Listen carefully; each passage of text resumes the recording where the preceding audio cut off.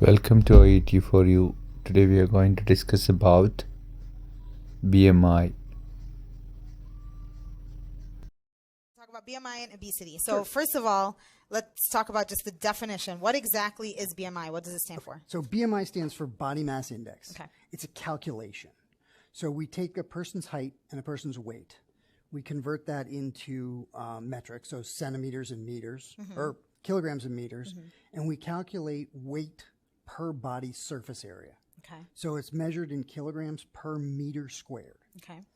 Okay, so it's calculation. It's easy because in my office in family medicine, we can measure your height, we can measure your weight, and we can get this BMI calculation. Yeah. So essentially, it takes basically taller people should weigh more. So it sort of normalizes height across people. And then sort of 18 to 25 is considered normal. Okay. Up to 28 is considered okay. Okay. Over 28, so 28 to 30 is considered overweight. Okay. 30 to 40 is how we define obesity. Obese. Okay. And above 40 is something we call morbid obesity. Morbid obesity. Okay. Under 18 is anorexia. Oh, okay. So we can Right. also use it on the low end of the scale. Sure. So for the BMI, you are taking measurements like the height and the weight and an age. Is that considered in there at all? For this, it's adults. Okay. So adults over 18. There are scales for children. Okay. So when we look at growth charts in children, from newborns on up through adolescence, we do chart out their BMI, so length versus weight. But it changes. The scale is different. It changes, almost yearly. I see. Oh, wow. So there's actually a graph we use for that one. It changes yearly. How come?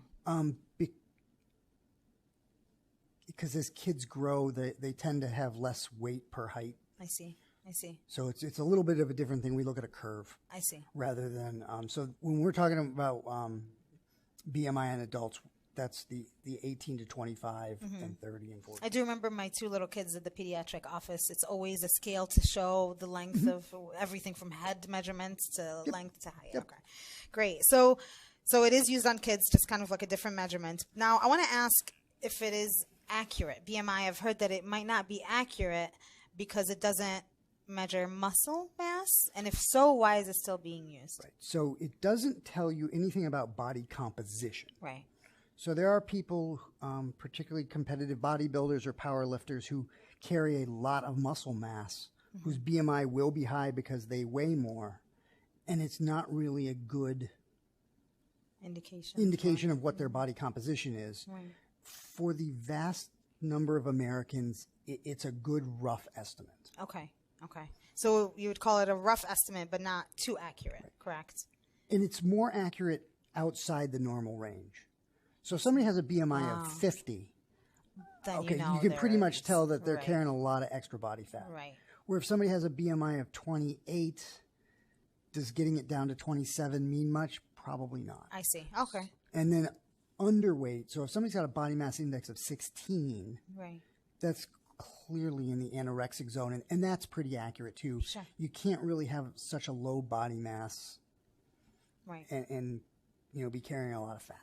Okay, so for athletic people that do have a lot of muscle mass, there are other BMI measurements?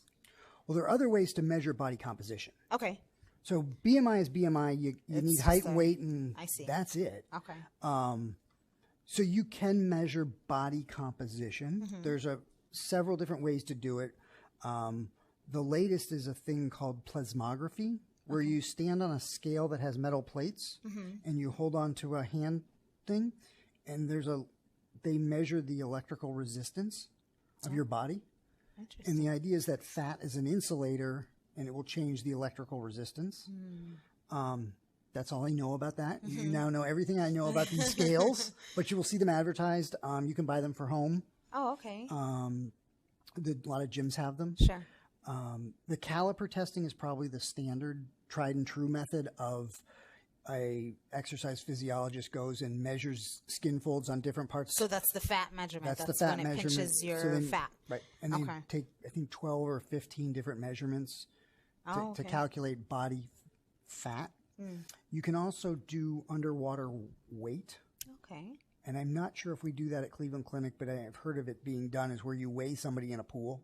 Oh, okay. And so the less you weigh in a pool, the more fat you have because the more it floats you up. Very interesting. But like I said, I don't know. I do know we do the caliper test at Cleveland Clinic. Okay. I don't know if anybody underweight. does body underwater weighing. weight. How about is it like some kind of body pod, like a DEXA scan? I've read something about that. I think that's more along the line. Well, DEXA is to measure bone density. Okay. So your DEXA scan would be for osteoporosis. Oh, okay. But there is a body pod, which I'm not really familiar with that technology. Okay, it's newer technology. Okay, so if someone's considered overweight or obese, what is the first step? Like, let's say I'll go to the doctor, check my BMI, I'm 30. Right. What do I do?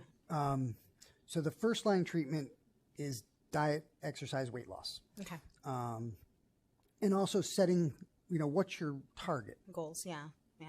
Okay, so let's take these and kind of dissect them. First, the diet.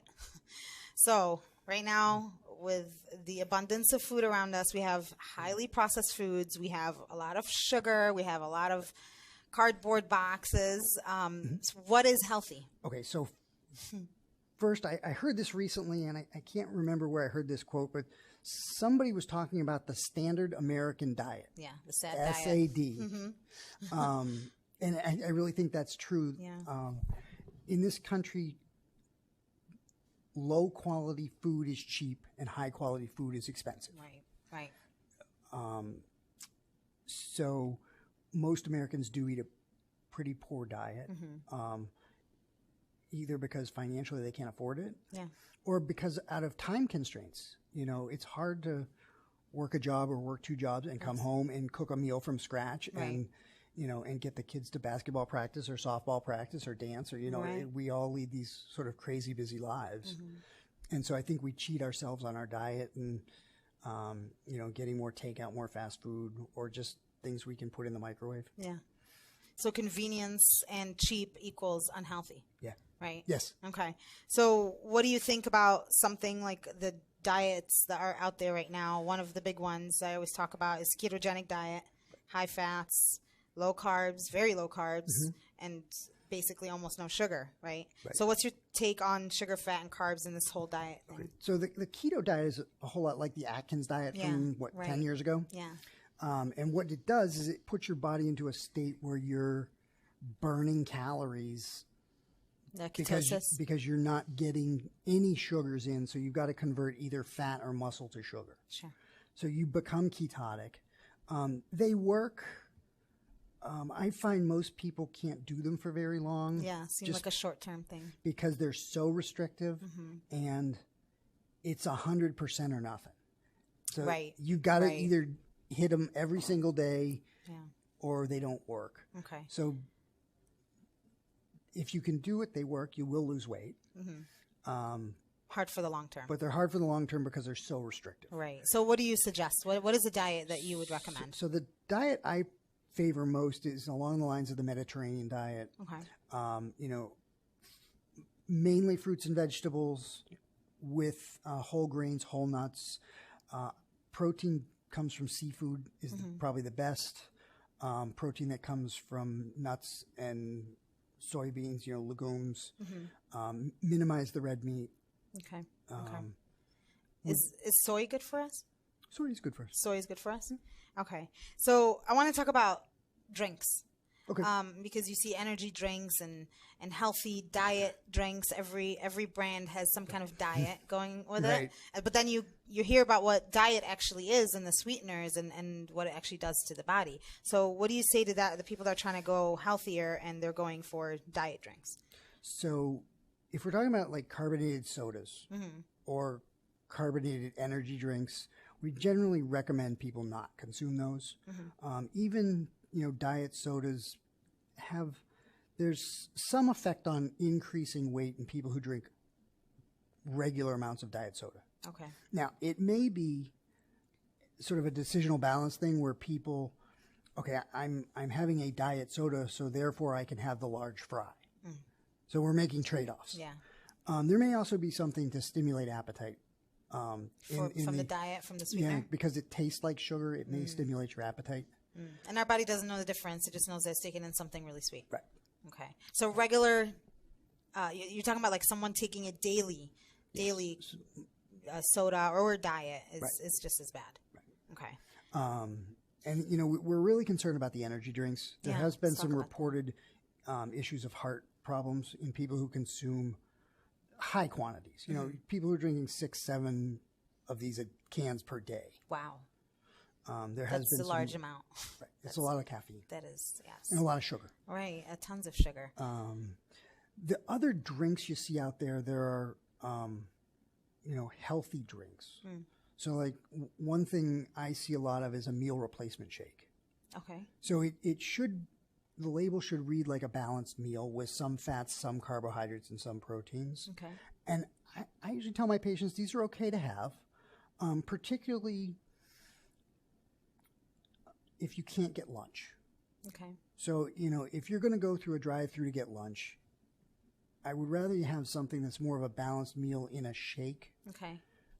As long as it's not high in sugar. Now, this I wanted to ask you this, so sorry to interrupt, but are you talking about store-bought shakes? Because a lot of times you go to the store, and if it's blueberry flavored or apple, cinnamon, it's all natural flavors or added sugar. Or are you suggesting do this at home, add your own avocado and add spinach and make your own thing? Either or, if you buy them online or buy them from the store, you really got to read the labels and know what's in these. Yeah. And make sure there's not a lot of extra additives. But you can actually make your own sort of smoothies Sure. out of kale and spinach and avocado and nut. I mean, there's lots of recipes online.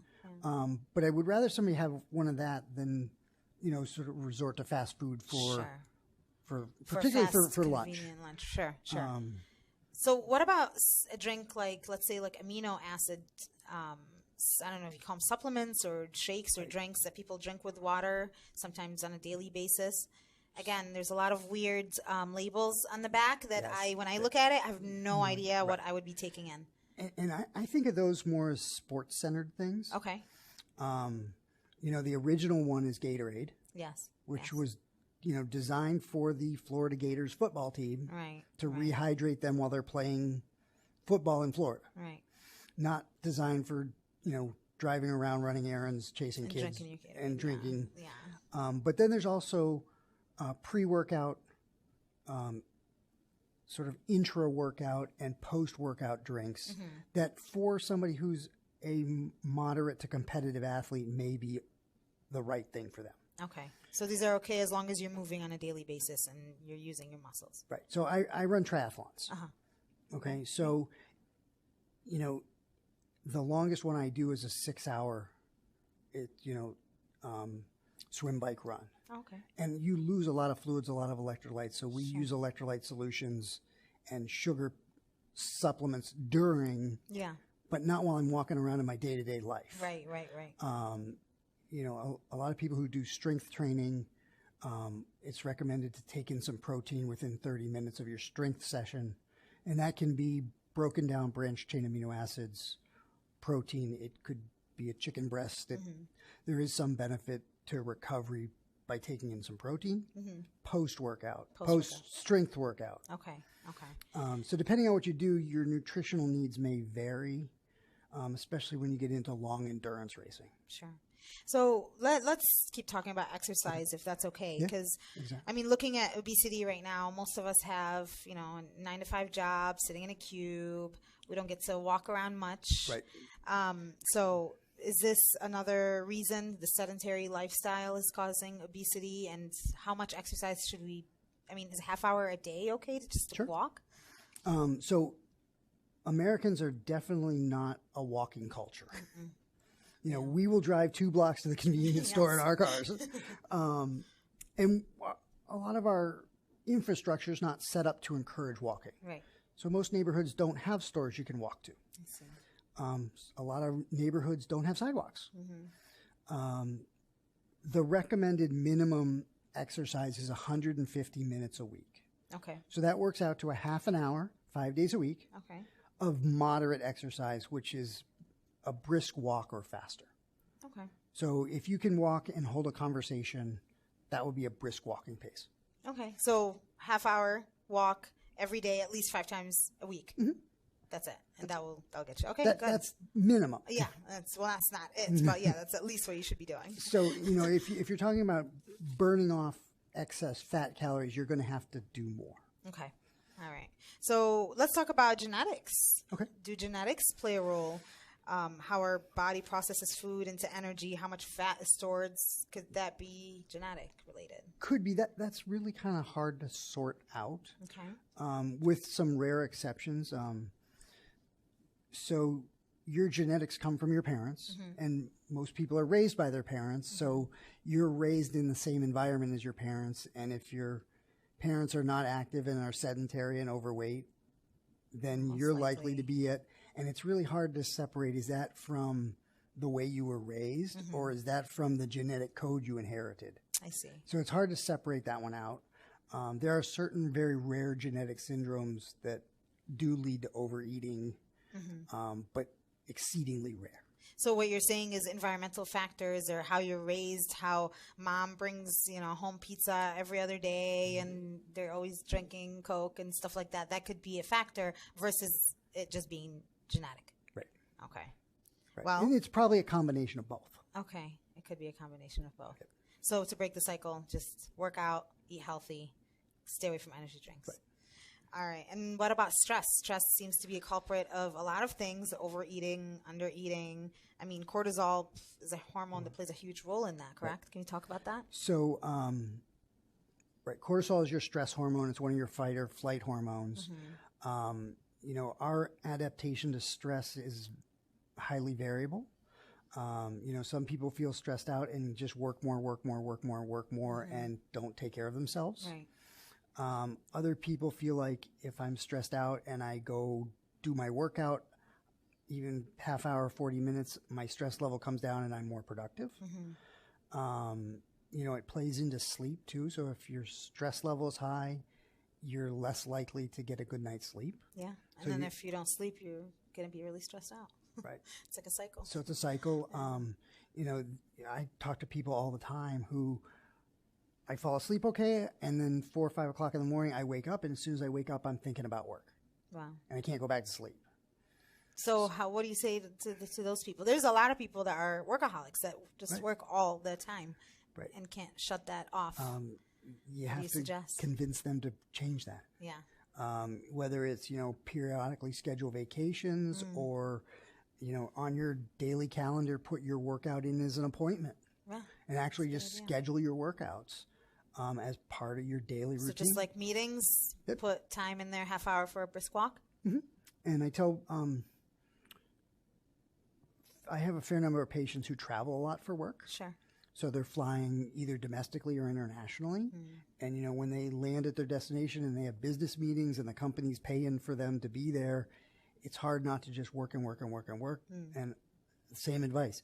On your daily schedule, put in, 7 to 8 a.m. Right. I'm going to hit the gym at the hotel and walk on the treadmill for half an hour. And take your naps, right? Sleep.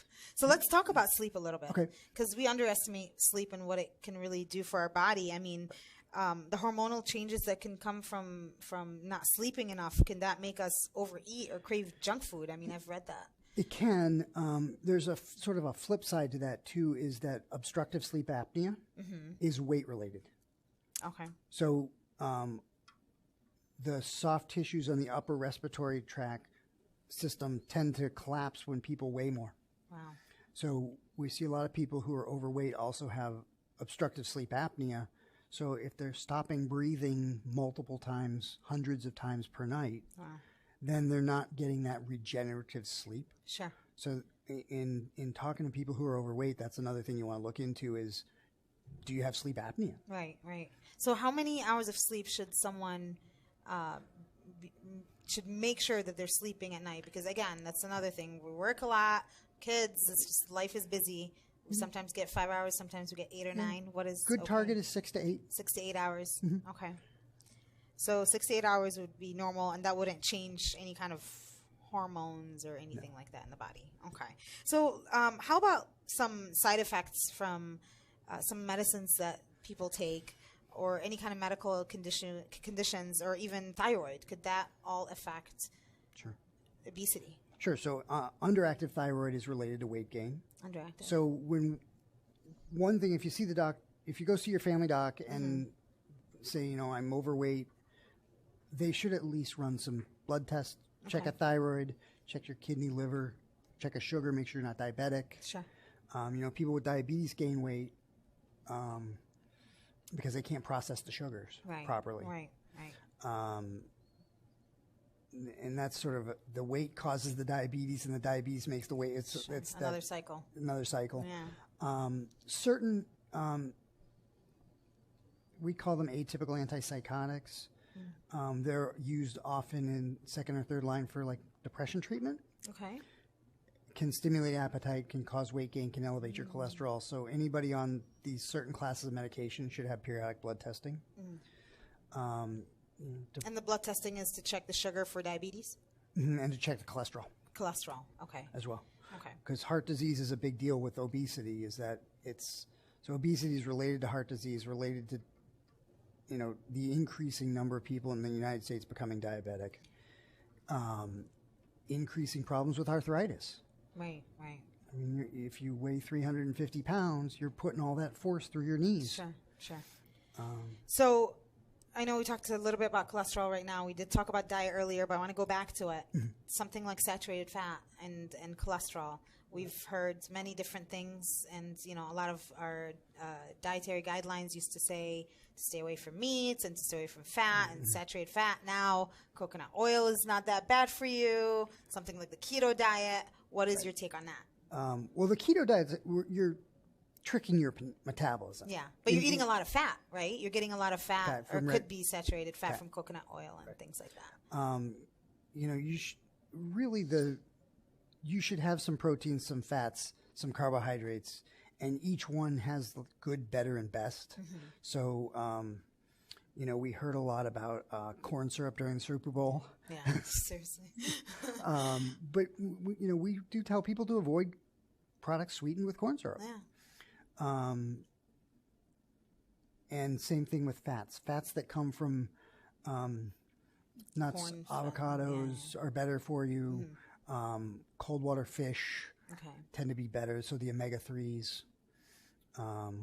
So stick to good fats that come from avocado, like wild caught salmon, things like that. Where the trans fats, not so much. The of course, yeah. Things people tend to use for frying. Yeah, no fried chicken. I've been reading about fried chicken too, that it's increasing heart attacks or cancer, all kinds of stuff, which makes sense. So who's at risk for obesity? We said it could be genetics, but it could be environmental factors. Could be both. Could be both. What about psychological factors such as depression? Because that's a big one too. People with major depression or major depressive disorder are more likely not to take care of their own personal health because of their mood disorder. I see. So that's where that comes in. They tend to be, you know, you can be sedentary. Now, some people go the other way and they don't eat. Right. When they're depressed. Sure. But mood disorders definitely play a role. Okay. And should be looked into. Yeah. So for treatments, yes, we've talked about lifestyle, behavioral changes, being educated on better food choices. So you recommend to go to your primary physician to do the BMI test, to do some kind of physical. What should be the first step? First, see your family doctor. See your family doctor. See your family doctor, your general internist. You know, they should run some basic blood tests. They should take some basic measurements. One measurement that we probably don't use enough is waist circumference. Okay. So if you measure your waist 1 inch below your belly button, that's a good measure of, you know, are you losing abdominal fat? I see. So if you start an exercise program, start a diet, and you're losing inches around your midsection, even if the scale doesn't change a whole lot, that's actually a good sign.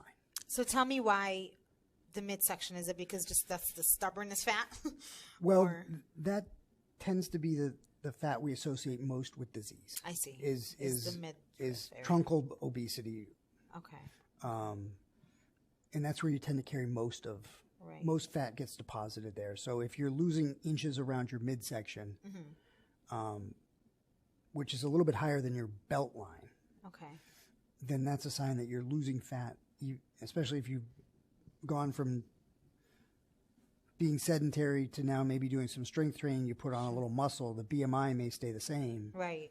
And that's another thing because the muscle mass. Because the muscle mass, right, will skew that a little bit. Okay, good. So let's say healthy diets, increasing daily activity still doesn't work, and let's say someone's obese or morbidly obese. Are there prescriptions or weight loss surgery that people can consider? Yes. Okay. So there's 4 medications on the market specifically for weight loss. So these would be pills. You take it once a day. And it just makes you not hungry, or it helps you shed fat? What does it do? They cut your appetite. They cut your appetite. Okay. They curb your appetite. And then there's the Bariatric Institute. That those are the doctors associated with the weight loss surgeries. Sure. And we offer that. Yeah. So it's usually a process to get to that point of, you've done the medical, dietary, exercise, not seeing great results. Yeah. Maybe you've tried a medication, and then you would progress to see the bariatric surgeons. Sure. Great. Well, before I let you go, did you want to talk about the findings that you have with you today? There was an interesting paper. It was published in the Lancet in August of 2016, which took 239 clinical trials, combined the data from 239 clinical trials, and found that in people who never smoked cigarettes, that increasing BMI was associated with all causes of mortality. All causes. All causes. Wow. So we're seeing increased cancers, definitely heart disease, diabetes, arthritis. But they looked from trials across the world, and they were finding this increase in all causes of death. And you said non-smokers, and never non-smokers, smoked. Right. That's a huge factor. Right, yeah. right. So we took smoking out of the equation because we know that diseases related to smoking increase all kinds of are very prevalent. Right. So this just isolates BMI better. Sure. Yeah. That's big news, I think. So again, anything you want to tell our viewers or listeners before I let you go? Any tips, tricks? I think first start with your family doc. Okay. Exercise you've got to enjoy it. Yeah. That's the thing is if I tell you to go run 5K and you don't like to run, you're not going to do it. So you got to find something you like to do. Yeah. And that can be, there's adult soccer leagues, there's men's basketball leagues, there's water aerobics if you feel like, any kind of Zumba, jazzercise, all kinds of stuff. There's all kinds of things, but you have to have fun doing it. Yeah. Otherwise, you're not going to You're not going to go tomorrow. Right. Right. So try different things, find what you like. Okay. Eat a Mediterranean diet, moderation. Mediterranean diet, watch the sugars that come from drinks. Yeah, sugar intake. So calories that come from drinks, they're we don't always count them. Sure. Thank you so much. Talk about BMI and obesity. So first of all, let's talk about just the definition. What exactly is BMI? What does it stand for? So BMI stands for body mass index. Okay. It's a calculation. So we take a person's height and a person's weight. We convert that into metrics, so centimeters and meters, or kilograms and meters, and we calculate weight per body surface area. Okay. So it's measured in kilograms per meter squared. Okay. Okay, so it's calculation. It's easy because in my office in family medicine, we can measure your height, we can measure your weight, and we can get this BMI calculation. Yeah. So essentially, it takes basically taller people should weigh more, so it sort of normalizes height across people. And then sort of 18 to 25 is considered normal. Okay. Up to 28 is considered okay. Okay. Over 28, so 28 to 30 is considered overweight. Okay. 30 to 40 how we define obesity. Okay. And above 40 is something we call morbid obesity. Morbid obesity. Okay. Under 18 is anorexia. Oh, okay. So we can Right. also use it on the low end of the scale. Sure. So for the BMI, you are taking measurements like the height and the weight and an age. Is that considered in there at all? For this, it's adults. Okay. So adults over 18. There are scales for children. Okay. So when we look at growth charts in children, from newborns on up through adolescence, we do chart out their BMI, so length versus weight. But it changes. the scale is different. It changes, almost yearly. I see. Oh, wow. So there's actually a graph we use for that one. It changes yearly. How come? Because as kids grow, they tend to have less weight per height. I see.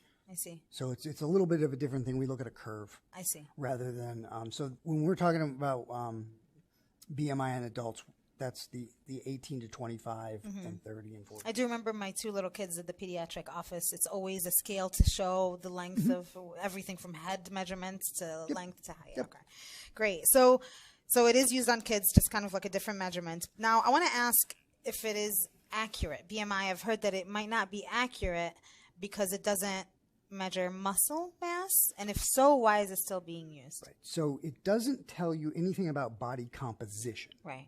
So there are people, particularly competitive bodybuilders or powerlifters, who carry a lot of muscle mass, whose BMI will be high because they weigh more, and it's not really a good indication of what their body composition is. Right. For the vast number of Americans, it's a good rough estimate. Okay. So you would call it a